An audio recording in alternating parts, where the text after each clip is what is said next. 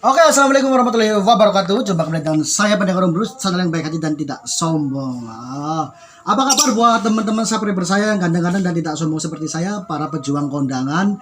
Mudah-mudahan baik dan selalu dalam lindungan Allah Subhanahu wa Ta'ala. Oke, amin.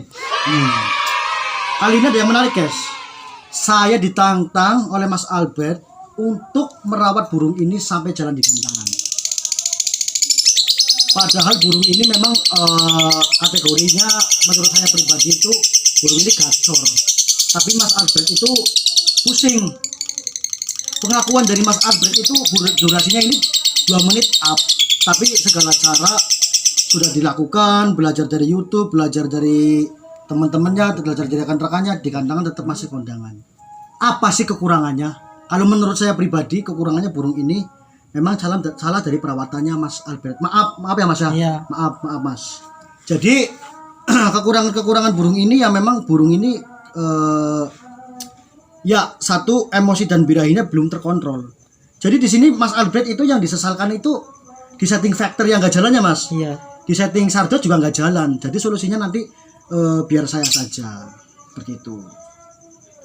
Dan ngomong-ngomong, Mas Albert kenapa itu dipasrahkan ke saya? Saya mau tanya.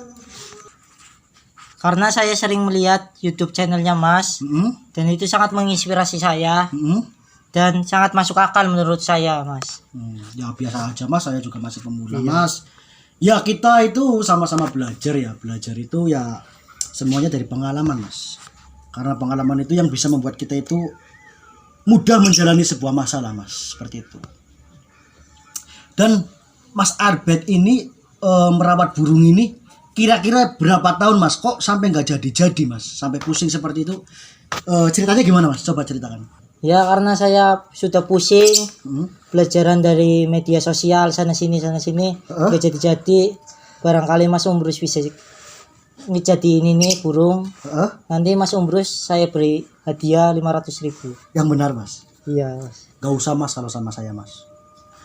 Buat temenan aja Mas, nggak apa-apa. Yang benar. Benar Mas. Ikhlas ya. Deal. Mas.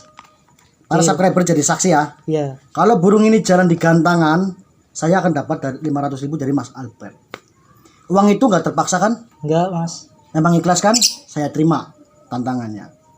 Jadi seperti ini Mas. Saya ada syarat buat Mas Albert. Iya. Kalau burung ini katakanlah saya rawat, minimal itu 1 minggu mulai gantang Mas. Syarat pertama, Mas Albert harus membiayai ya paling tidak membiayai biaya gantangan, tiket ya, uang jajan saya, karena kan saya ya ladang kuli Mas. Iya. Saya kan orang tidak punya Mas, beda sama Mas Albert kan ya orang yang ya lumayan lah kayak gitu kan. Gitu Mas. Nah, dan saya menajarkan burung ini insya Allah paling cepat itu 1 bulan, paling lama 2 bulan Mas. Insya Allah akan ada hasil yang memuaskan. Karena saya tidak tahu karakter burung tersebut. Kenapa saya bilang belum tahu karakter tersebut? Untuk menguasai karakter burung lovebird itu memang harus memahami Bang, memahami gerak-geriknya, memahami bahasa apa namanya, emosi dan birahinya Mas. Jadi saya tidak menjamin, walaupun saya bilang tadi paling cepat 1 bulan, paling lama 2 bulan, itu saya tidak menjamin 100% karena saya manusia biasa Mas. Saya juga masih belajar Mas. Kadang burung juga ada yang gampang disetting, kadang ada yang susah disetting. Maka dari itu kita cuma berusaha Mas. Iya. Berusaha. Kalau tidak ada usaha, ya tidak akan ada hasilnya Mas. Tadi Mas Albert cerita udah belajar ke media sosial, belajar di mana? Di YouTube.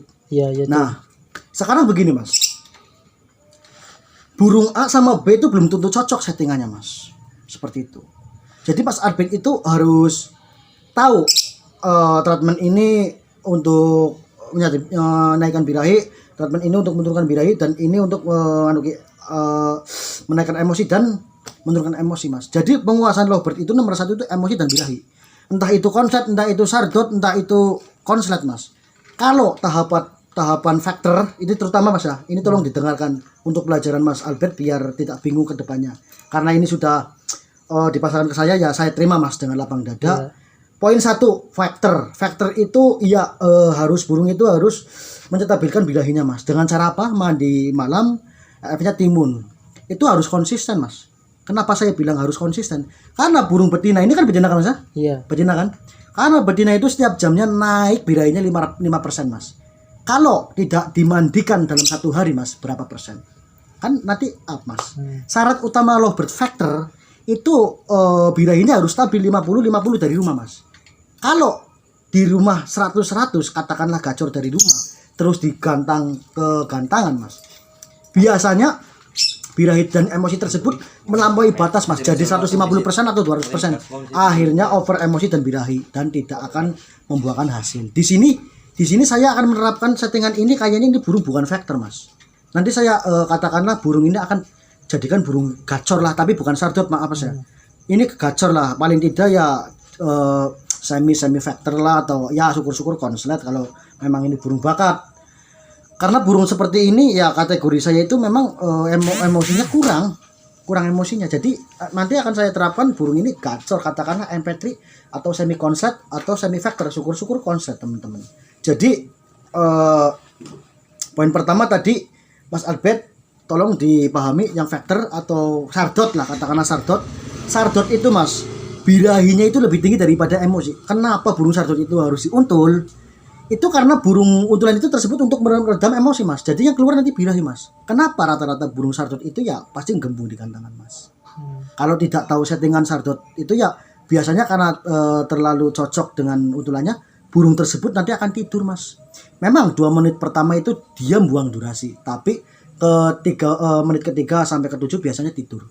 Itu ada caranya biar burung itu tidak tidur mas. Caranya apa? Naikkan emosi. Naikkan emosi dengan cara apa? Hari H itu biasa dicampur dengan untulan tidak cocok. Kalau ini betina pakai jantan mas. Kalau untulan tersebut mas setiap hari untuk di setting gantangan ya terlalu akur, ya emosinya rendah, birahinya tinggi, jadinya sardot. Jadi di sini saya akan menerapkan burung ini stabil birahinya mas. Karena burung ini ya memang karakternya masuk ke saya, insya Allah saya akan berusaha, dan mohon doanya para teman-teman subscriber saya untuk mendoakan agar saya mendapatkan 500.000, lumayan buat beli THR. Buat beli apa mas? Baju mas ya? Iya. Lebaran ya. Tapi gini mas, kita kalau belajar ke media sosial ya tanya dulu tujuannya mas. Ya jangan mengarang konslet mas lah. Konslet itu ya memang prosesnya panjang mas. Ada proses penggacoran, ada proses larinya ke double, nada kering, untuk mengujikan ke double ya memang ribet mas. Kalau sampean kita ngampurane boy mas, bahasa Jawane minta maaf ya mas. Kalau sampean belajar lovebird terus langsung ke tingkat konslet mas, menurut saya terlalu jauh mas. Sampean itu menguasai dulu burung jalan di lapangan dulu mas. Jalan di lapangan, entah itu factor entah itu sardot, sampean harus jalan-jalan dulu ke gantangan. Jadi kalau untuk ke SD itu jangan langsung ke SMA mas, nanti pusing, nggak bakal nyandak mas. Pikiran kita nggak bakal nyampe. Soal mata pelajaran SD ke SMA itu nggak bakal mampu mas, tanpa tahapan SD, SMP, SMA seperti itu mas.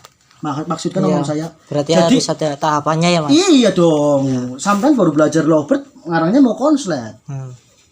Sedangkan pemahaman penggacoran, pemahaman nada kering, double, nguncing double itu sangat jauh sekali mas. Saya sendiri aja masih gagal mas. Jujur, saya masih gagal teman-teman. Saya tidak mau sombong karena konslet itu ya memang ilmunya ilmu tingkat dewa kalau menurut saya. Puncak titik burung gacor itu ya di konslet. Jadi untuk teman-teman ini sebuah saran dari saya. Kalau baru belajar lovebird jangan ngarang konslet dulu. Mohon maaf ini saya ya. Jadi kita belajar dulu gantangan ya paling tidak ladber mas. Jadi jangan mengucilkan kelas-kelas ladber. Karena burung nasional juga lahirnya dari ladber mas. Nggak mungkin burung nasional dari 0 sampai langsung nasional, tidak mungkin mas. Lahirnya burung mewah ya dari ladber dulu. Ladber, ladpres, event anniversary, level ke kelas kabupaten cup atau apa ya nanti ke nasional mas. Jadi untuk mengarang nasional itu saya sendiri ya belum pernah. Karena apa? Saya tidak punya